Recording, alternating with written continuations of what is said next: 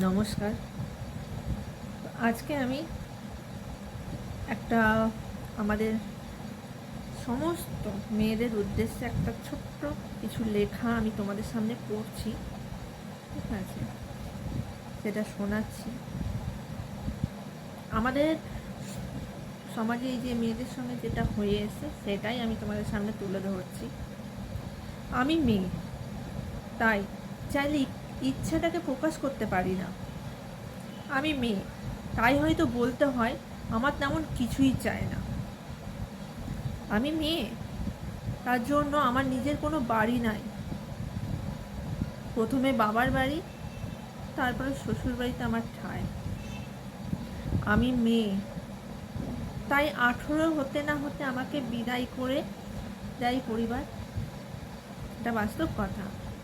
আমি মেয়ে বলেই তো আমার নেই স্বাধীন হবার অধিকার। আমি মেয়ে, তাই পড়াশোনার থেকে শিখতে হয় রান্না বান্না। শ্বশুর বাড়িতে গিয়ে তো করতে হবে ঘর কন্যা। আমি মেয়ে, তাই সব মুখ বুঝে সহ্য করতে বলা হয়। আমি মেয়ে, সন্তানের স্বপ্ন দেখা মেয়ে সন্তানের ইচ্ছা। সুযোগ দিলেই তো মেয়ে করবে কেচ্ছা।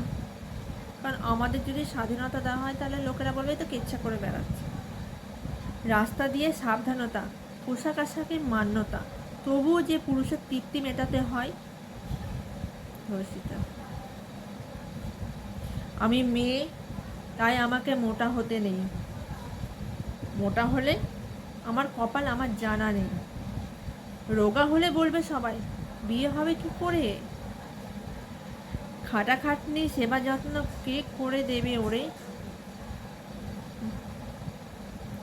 কালো মেয়ে আবার মানুষ নাকি, সাক্ষাৎ একটা পেতনি। কেন ভাবো না মা কালীও তো কালো, যিনি সবার নিস্তারিণী। এই ভাবনাটা কেউ নেয় না। মেয়ে বলে বড় মাছ কখনো কপালে জোটে না।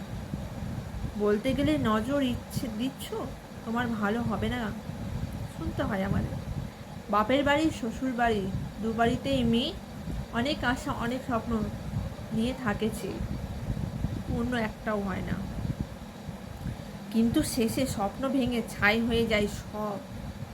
প্রাণহীন সেই মেয়ের দেহ ভোগ্য এক সব। আরে আমি মেয়ে, কন্যা ভ্রূণ শেষ তো হবে, ধর্ষিতা তো হবে।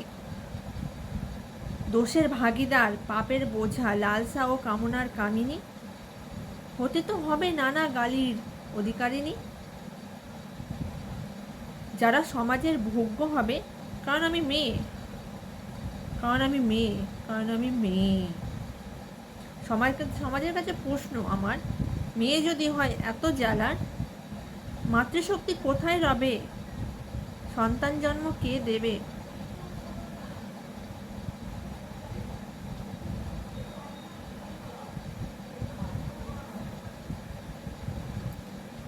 তো কেমন লাগলো জানিও।